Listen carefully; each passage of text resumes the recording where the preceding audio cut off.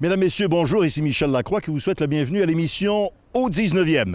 Cette semaine, entrevue avec Bryson DeChambeau, entrée remarquée et remarquable de ce jeune homme sur le circuit PGA Tour. Écoutez, au cours de la même année, il avait gagné le championnat amateur américain. Il avait dominé chez les joueurs universitaires américains. Il se présente chez les professionnels, remporte une première victoire en carrière sur le circuit Web.com. Un look particulier à la Ben Hogan avec des outils particuliers. En entrevue et aussi analyse d'élan cette semaine, des Canadiens de Montréal, Andrew Shaw. Tout ça et plus encore cette semaine à l'émission Au 19e. Au 19e, une présentation de vos concessionnaires Subaru du Québec. Subaru, confiance et évolution. En collaboration avec Golf Île-du-Prince-Édouard, la destination golf numéro 1 au Canada.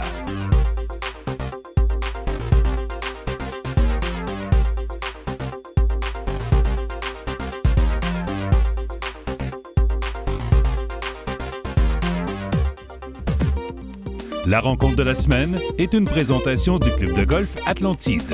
Plongez dans le monde de l'Atlantide. En compagnie du joueur de hockey du Canadien de Montréal, Andrew Shaw. Andrew, let's talk a little bit about golf. Did you pick up the game at a young age? I probably started when I was probably around 14, 15. Okay. Didn't have much time for it when I was younger with hockey and everything. But it's a fun game. I try to get out, at least a few times a summer and enjoy myself. Did Dad and Mom play golf as well, or you're the only one of the family? No, my younger brother probably plays the most, but Mom and Dad, they'll come out once a year usually with me and, have some fun with it. Would you say it's a passion or just a leisure? Leisure, probably. More just for the fun. I mean, I'm not great, so if I was good, I probably would do it with a passion, but I'm just out there to have a good time. What would be your best quality for that game? Short game around the green, I guess. I got a little bit of a touch. Able to save par sometime?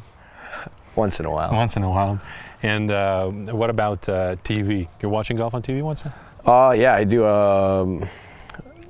Being a hockey player, we always, have those like master tournaments, and we always, have fun with that and watch it and.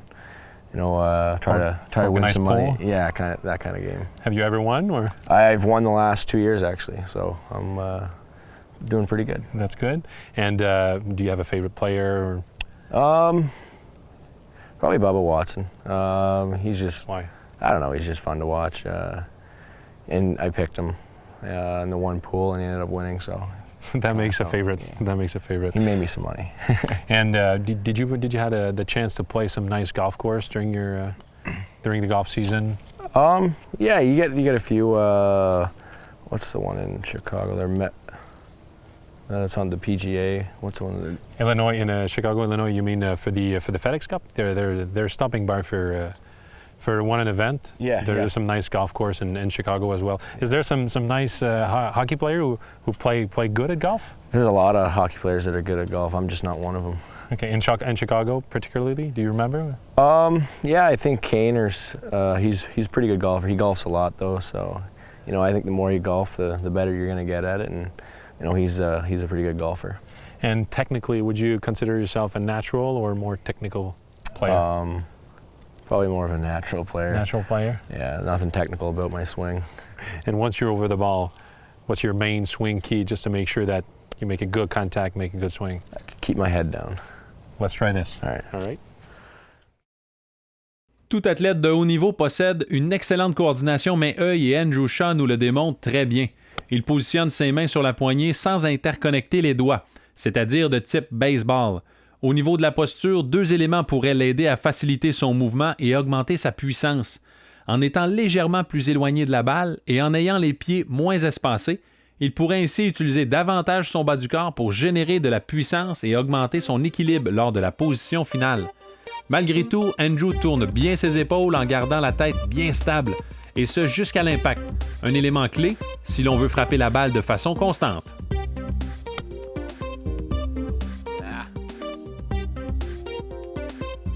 Question quiz cette semaine qui concerne bien entendu le championnat des joueurs disputé au spectaculaire parcours TPC at Sawgrass. L'an passé, Jason Day a remporté la victoire et il a annoncé ses couleurs dès la première ronde. La question est la suivante. Quel est le pointage obtenu par Jason Day au cours de ses premiers 18 trous? Est-ce que c'est A, 63, B, 64 ou C, 65? La réponse après la pause.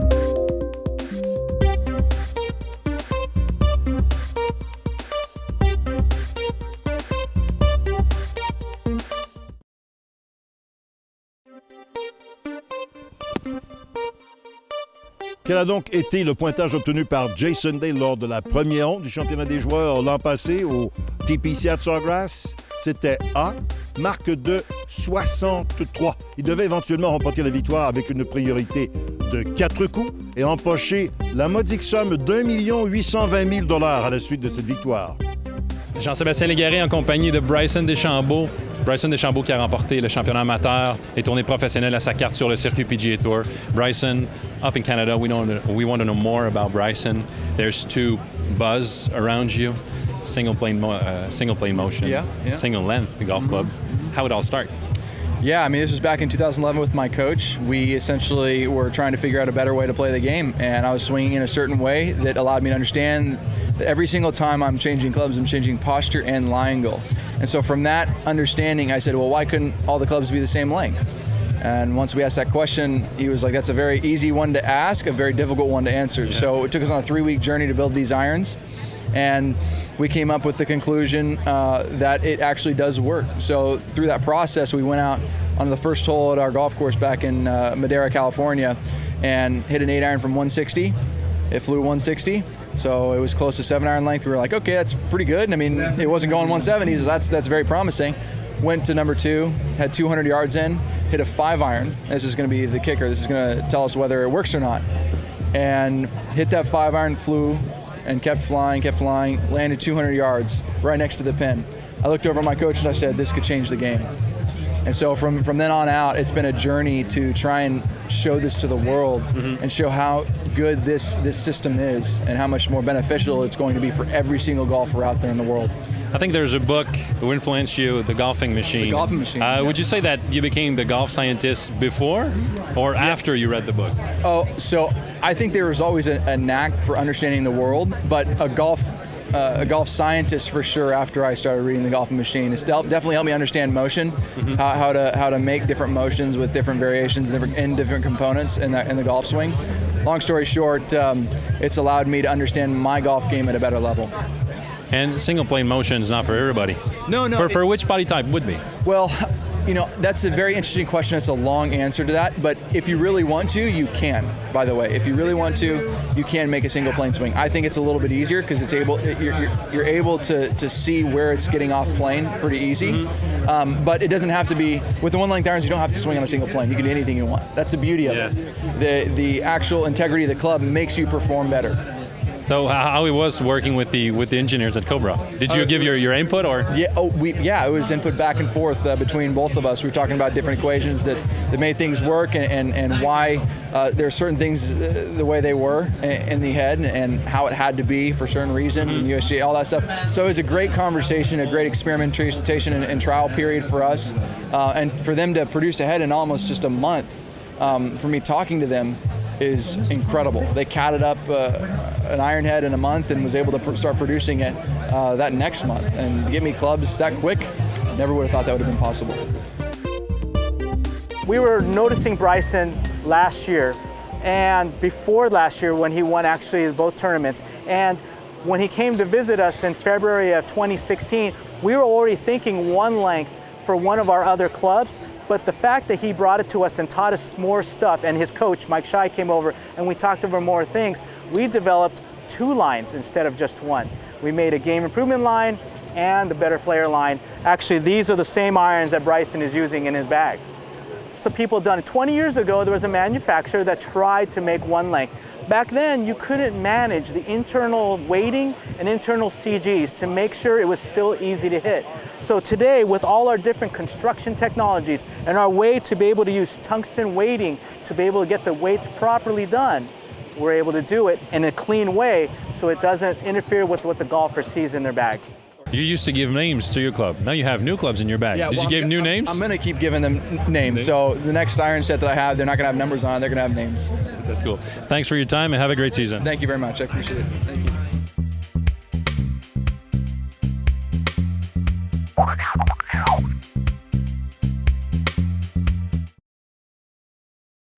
you.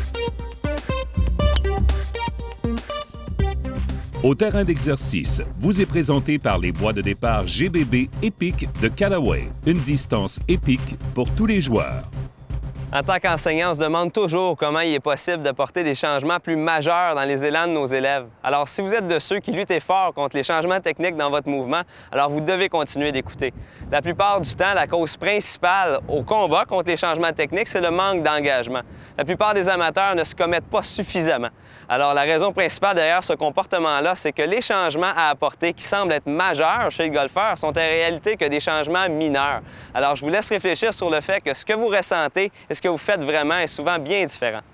On se retrouve maintenant en situation de jeu sur le parcours. Alors, si vous êtes de ceux pour qui la faute est que votre plan d'élan, au sommet de l'élan arrière, provient de l'extérieur vers l'intérieur, ce qui en général crée des coups tirés ou bien des crochets extérieurs, la meilleure façon de régler le problème, si vous avez cette faute-là de revenir depuis l'extérieur dans votre mouvement, ne sera pas suffisant que de tenter de balancer le bâton sur le bon plan. Vous devez plutôt tenter de vous élancer en revenant largement sous le plan. Par contre, vous devez garder en tête que ça va vous procurer des résultats inverses extrêmes, mais temporaires. Alors, armez-vous de patience et je vous garantis que vous serez satisfait, vous trouverez un juste milieu après un nombre suffisant de répétitions.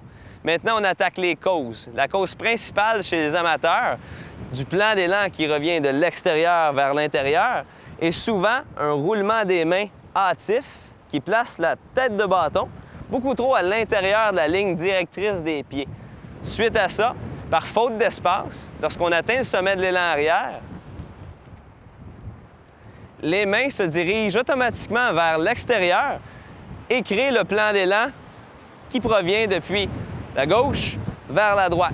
Ce que ça fait ensuite, ça crée un coup qui est soit tiré sur la droite, pour moi en tant que gaucher, ou bien un crochet extérieur vers la gauche, la fâcheuse slice, et ça dépend de la position de la face de bâton lors du contact avec la balle.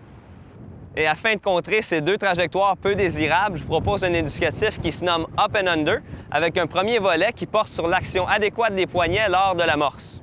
Depuis la position d'adresse, en utilisant que l'armement des poignets et non les bras, soulevez le bâton du sol tel que démontré. Débutez ensuite votre élan depuis cette position. Je vous conseille plutôt de vous en tenir à des mouvements de pratique afin de ne pas brimer votre perception de l'emplacement de la balle lors de l'élan. La deuxième portion de l'éducatif consiste à intégrer l'amorce à prise et conditionnée au volet 1, mais cette fois en faisant de vraies exécutions et sans soulever le bâton du sol. À l'aide d'une tige d'alignement placée au sol au niveau de la pointe des pieds, frappez des balles en intégrant un rituel de positionnement du bâton à demi-élan, un peu comme le faisait le golfeur canadien Mike Weir et maintenant Rickie Fowler. Sachez que cet éducatif peut très bien s'effectuer dans le confort de son domicile, à l'aide d'une tige d'alignement ou bien simplement d'un joint de tuiles se trouvant au plancher.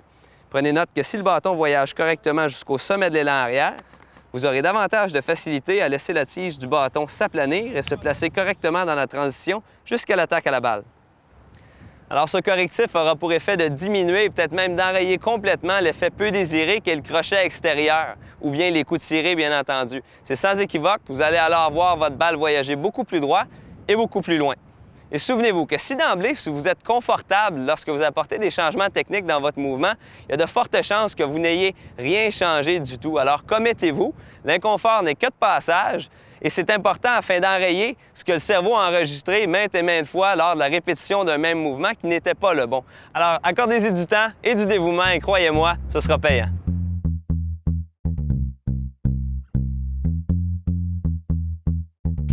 Oui, c'est nécessaire un code vestimentaire. Je dirais que ça dépend de certains clubs. Je dirais pour les clubs privés, les clubs plus haut de gamme, peut-être un code vestimentaire plus restreint, plus conventionnel.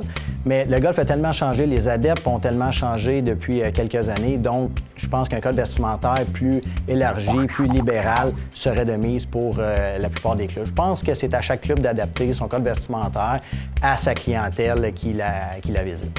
C'est une question assez délicate, mais je vais en surprendre plusieurs en te disant que, d'après moi, la plupart, sinon la majorité des clubs de golf devraient assouplir leur code vestimentaire, mais tout en gardant quand même un certain décorum pour garder un bon goût, mais le but étant d'attirer le plus possible de jeunes golfeurs. Je crois que c'est pas nécessaire, mais c'est important d'être bien habillé et d'être habillé sportif. C'est un sport qui demande du mouvement, donc éventuellement, on doit être bien habillé, pas trop chaud, être assez à l'aise avec toutes sortes de climats. La plupart des sports, comme le hockey, le soccer ou même le football, ont des codes vestimentaires en lien avec un principe de santé et de sécurité. Le golf, c'est plus une question de notoriété, de code de conduite qu'il y a toujours eu. Je crois qu'il faut que ça change, qu'on doit avoir plus d'ouverture si on souhaite que la clientèle augmente. Par contre, de grâce, je souhaiterais que les jeans soient toujours abolis d'un club de golf pour garder le côté sain de ce sport-là. Absolument. Moi, je travaille dans un club qui est semi-privé. J'ai la chance de travailler dans un excellent club qui est renommé. Il y a des gens qui viennent chez nous régulièrement. Et ça fait partie des choix qui ont été faits par le conseil d'administration.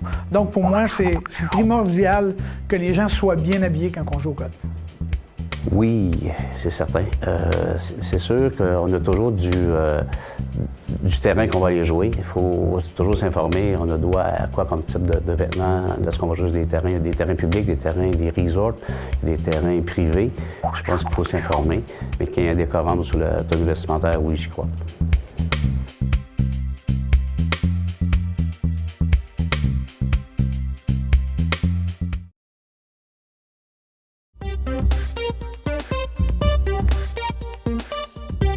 Afin de simplifier les règles et de les moderniser, la USGA et la RNA ont décidé d'appliquer une règle locale afin d'éliminer les coups de pénalité lorsque l'on déplace accidentellement sur le verre son marqueur ou sa balle. Effectivement. Depuis le 1er janvier dernier, il y a 4 situations où vous n'encourez plus de pénalité. Et c'est assez impressionnant parce que ces 4 situations-là arrivaient assez régulièrement. La première, lorsque vous vous adressez à la balle et que vous accrochez accidentellement la balle, plus de pénalité comme avant, vous replacez la balle à son endroit original. Et la deuxième situation, si par mégarde vous laissez tomber votre balle sur le marqueur, bien c'est pas compliqué, vous replacez le marqueur à l'endroit où il était et encore une fois, il n'y a aucune pénalité. À l'inverse, si c'est le marqueur qui fait déplacer la balle, même chose, on replace la balle à son endroit original, aucune pénalité. Et dernièrement, si, sans le vouloir, en allant réparer, exemple, une marque de balle sur le verre, vous accrochez votre balle en marchant, bien, vous replacez votre balle à son endroit original et encore une fois, aucune pénalité. Ce qui est intéressant, c'est que cette règle locale ne s'applique pas seulement à vous, mais également à vos partenaires de jeu, vos cadets et n'importe quelle pièce d'équipement qui pourrait, encore une fois, faire bouger accidentellement sur le verre votre marqueur ou votre balle. Donc, c'est important de vous informer auprès de votre comité des règles en début d'année pour savoir si, oui ou non, ces règles locales seront en vigueur. Merci, Éric. Cette semaine, je vous invite sur l'île Bizarre afin de découvrir l'un des golfs les plus prestigieux du Québec. Bienvenue au Club de golf Saint-Raphaël.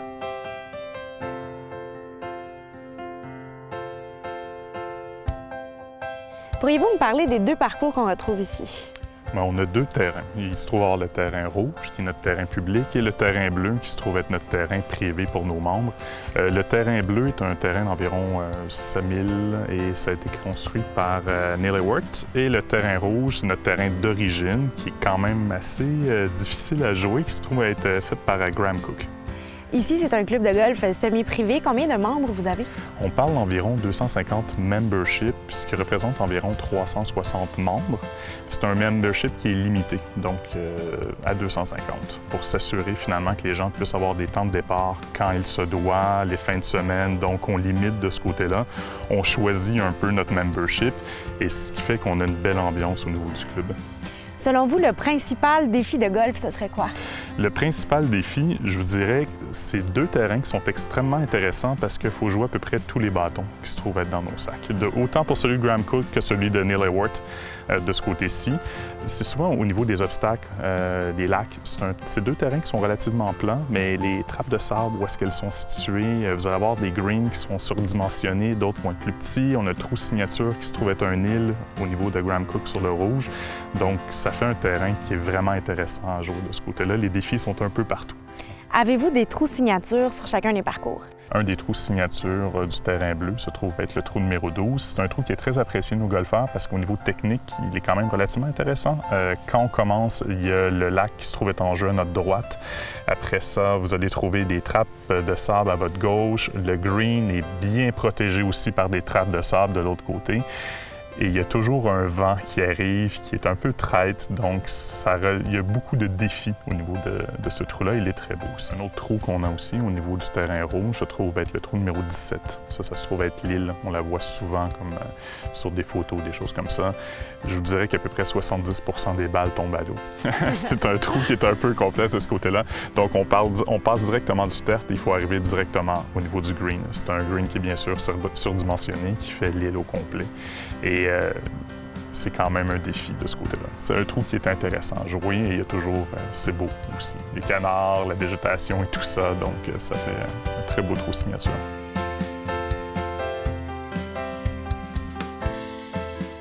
Le club de golf Saint-Raphaël jouit d'une réputation haut de gamme au Québec. Qu'est-ce qui explique cette renommée? Je vous dirais que c'est plusieurs facteurs. Premièrement, c'est la qualité du terrain, la qualité de nos installations et aussi notre carte, notre restauration qui fait de nous finalement un incontournable.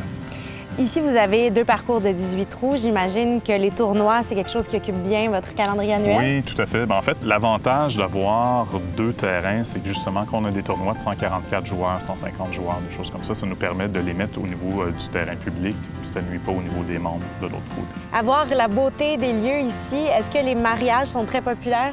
Oui, tout à fait. On fait plusieurs mariages par année. On essaie de limiter toutefois. Donc, quand les mariés viennent ici, c'est un mariage à la fois. Donc, on est sûr que la mariée ne va pas en croiser une autre à l'intérieur d'un couloir. C'est toujours un peu étrange et on s'occupe vraiment bien d'eux. Il faut dire aussi qu'on fait partie du groupe Grand Château, qui se trouve être en collaboration avec les Hilton, le Sheraton à Laval aussi. Donc, on a vraiment une expertise au niveau de l'événementiel qui est au-delà des standards de ça. Justement, comment vous décririez l'ambiance ici? Une semaine typique à Saint-Raphaël?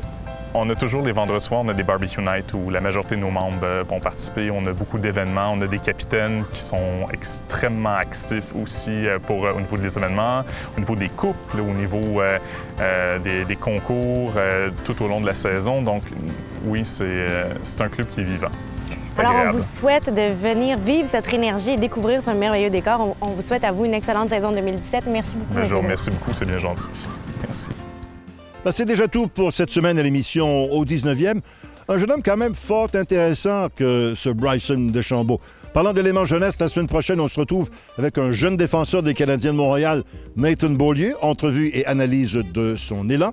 Et on se retrouve également avec un vétéran cette fois, nul autre que Bob Vauquet, le légendaire fabricant de bâtons de golf, plus spécifiquement les cocheurs, les wedges, originaire de Montréal et sera intronisé au temple de la renommée du golf québécois.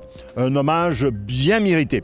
Voilà, c'est déjà tout. On se donne rendez-vous la semaine prochaine pour l'émission 19e, là où on entend, bien entendu, les meilleures histoires de golf.